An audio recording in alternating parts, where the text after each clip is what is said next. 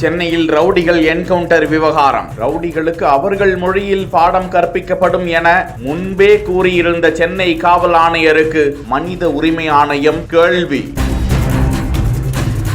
சென்னை மாநகரம் எனக்கு புரிதல்ல ரவுடிகளை ஒடுக்கணும், ரவுடிகளுக்கு அவங்களுக்கு புரியுற மாதிரி வகையில சொல்லிக் ரவுடிகளுக்கு எந்த லாங்குவேஜ் புரியுமோ அந்த லாங்குவேஜில் நம்ம சொல்லிடுவோம். பகுஜன் சமாஜ் கட்சியின் மாநில தலைவர் ஆம்ஸ்ட்ராங் படுகொலை செய்யப்பட்டதை தொடர்ந்து சென்னையில் கமிஷனராக இருந்த சந்தீப் ராய் ரத்தோர் பணியிட மாற்றம் செய்யப்பட்டு புதிதாக காவல் ஆணையராக பொறுப்பேற்ற அருண் IPS பதவியேற்ற உடனேயே செய்தியாளர்களிடம் பேசிய போது ரவுடிகளுக்கு எந்த மொழி புரியுமோ அந்த மொழியில் நடவடிக்கை எடுக்கப்படும் என கூறியிருந்தார். அதனைத் தொடர்ந்து ஏராளமான ரவுடிகள் போலீசாரால் தனிப்படை அமைக்கப்பட்டு பிடிக்கப்பட்டனர். அதனைத் தொடர்ந்து 2 மாதங்களில் 3 ரவுடிகள் என்கவுண்டரில் பலியாகினர்.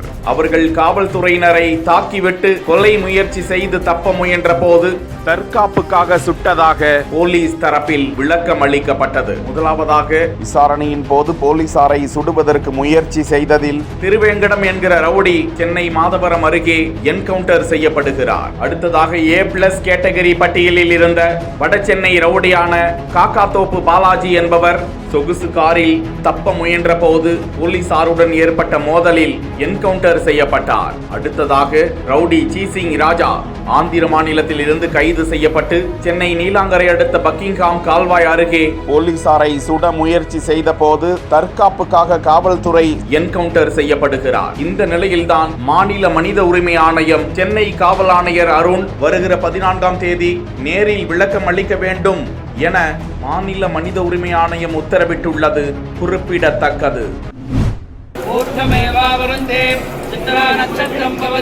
चित्रं